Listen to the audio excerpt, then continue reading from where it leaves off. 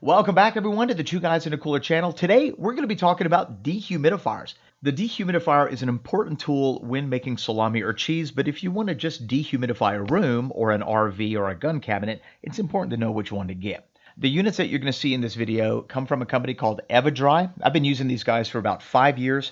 This is not a sponsored video, by the way. And through this video, I'm going to share with you the differences between each one. And hopefully by the end of this video, you'll be able to decide which one's right for you. So let's take a look at these 4 units. This first unit is the 1100. This is the 1200, the 2400, and the 2500. These 4 units all work the same way in the sense that they use Peltier Technology, and we'll talk more about that in a minute.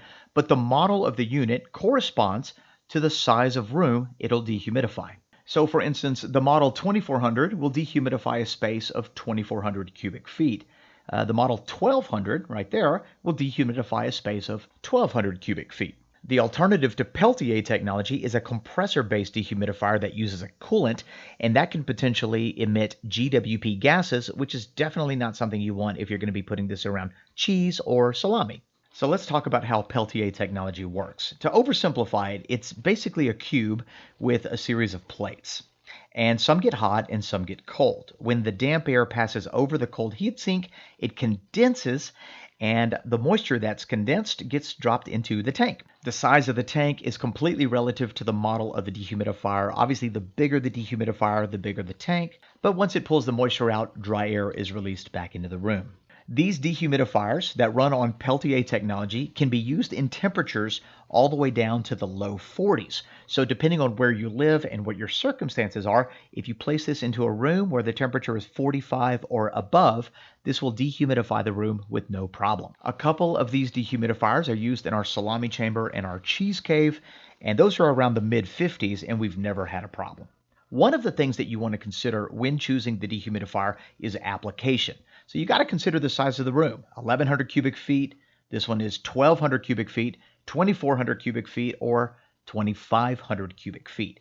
You don't want to get a dehumidifier that's too small for the size room you want to dehumidify. So a suitcase, a gun cabinet, a boat, an RV, an office, you definitely want to pick the right one. But if you're going to be using these in your salami chamber or in a cheese cave, then there's one extra thing that you have to pay very special attention to.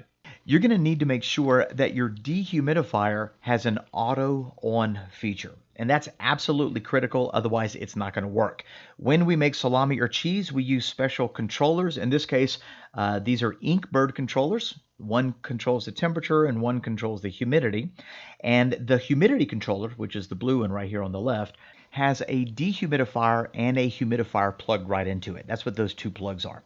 And what's going on is, depending on the values that are preset, that unit is going to be turning on and off the humidifier and the dehumidifier to regulate the humidity inside my chamber.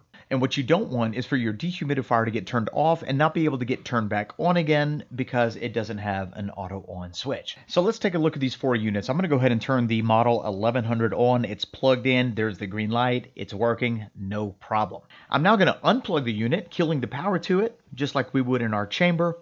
After a couple seconds, I'm going to plug it back in. And there you go. So this particular unit has an auto on feature. You can kill the power to it. Not a problem. It's going to turn back on. When we look at the 1200 model, now this one's a little bit bigger, a little more capacity. It's now on and plugged in. I'm going to unplug it. I'm going to wait a second and then plug it back in, and nothing happens. So as you can see, the unit is still off, and for me to turn the unit on, I've got to manually press the button. Let's take a look at the 2400. Now this is actually one of my favorite units. This is really cool. Not only can this unit do 2400 cubic feet, but it has a huge capacity basin, and it comes with a tube that can get plugged right into the back of that tank. So you never have to physically remove the tank to drain the water because that tube will just continually drain the water as it starts to fill up. As we look at the top of this unit, you can tell right off the bat that there's a control panel. It's a little different than the other ones. And when I hit that green button, it immediately turns on. What's interesting about this unit is that it has a built-in humidistat. And so that 67 right there, that's telling me that it's 67% humidity in the room that I'm at, 68%. This dehumidifier has the ability to control the fan speed. That's what that blue light is. You have like a day mode and a night mode. And you can turn it off by just simply long pressing it for 2 seconds. And because this has a humidistat, you can actually adjust the humidity that you want. So you can set this as low as 35%. I'm going to bring it all the way down. And if I want the humidity to be higher, I can increase the values all the way up to 80%. And this dehumidifier will regulate the humidity in a 2,400 cubic foot area based off of the parameters that you set. So what happens if we cut power to this unit? Well, let's find out. Okay, so let's unplug it, and the power's been cut off to the unit. No power right here. Let's go ahead and just wait a couple seconds. Let's plug it right back in and see what happens. Okay, it's plugged in, and I still have no power. So what that tells me is that this is not the most ideal unit if you want to put it in a charcuterie chamber or a cheese cave. You have to manually turn it back on when power is cut to it. Now, you could technically use this in a salami chamber and not have it plugged up to your controller because it does have a built-in humidistat. But if for whatever reason you lose power, you will have to go back in and manually turn it on.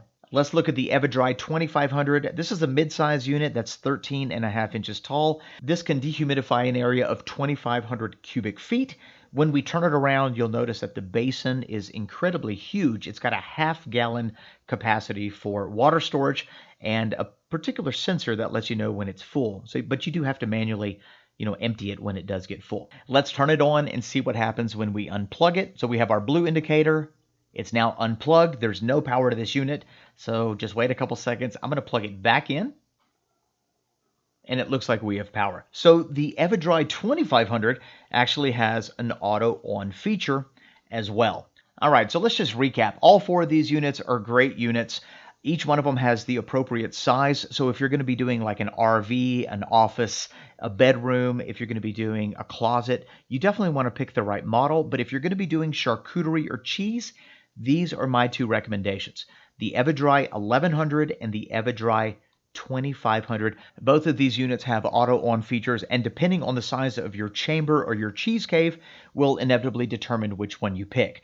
This is what I would consider an extra large chamber. This is like a full-size beverage fridge that you would see at a convenience store, and there's plenty of room. I've got the EverDry 2500, and this unit's big enough to pull the moisture out fast enough so that it can keep my humidity in the mid-80s during the entire time I'm making cheese or salami. The EverDry 1100 is perfect for your mid-sized chamber or even your small chamber like a wine fridge because it's compact enough to fit into your small spaces and strong enough to remove the humidity and keep your chambers in the correct balance. Okay, now that that's behind us, let's talk about these two units very quickly.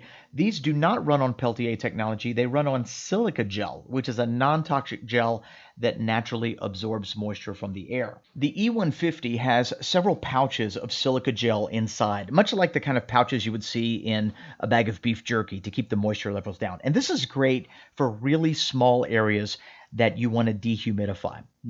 Shoes, suitcases, gun cabinets. This will take care of 150 cubic feet, and each one of those pouches have micro perforations. So as the damp air enters that bag, the silica gel is absorbing the moisture from the air, and dry air is then being released. And each one of these patches can last anywhere between 45 to 60 days, depending on how humid your environment is. Finally, let's talk about the EverDry 365. This is portable and renewable. The air comes in through the holes, and the silica gel sucks up the moisture. When it gets completely full, you can place this on its drying base, at which point warm air is going to blow through that unit, drying it out completely, allowing you to reuse it. It comes with a hanger attachment that allows you to hang it in a gun cabinet or in a closet. You can even put it in your car or a suitcase. Keeps the humidity down.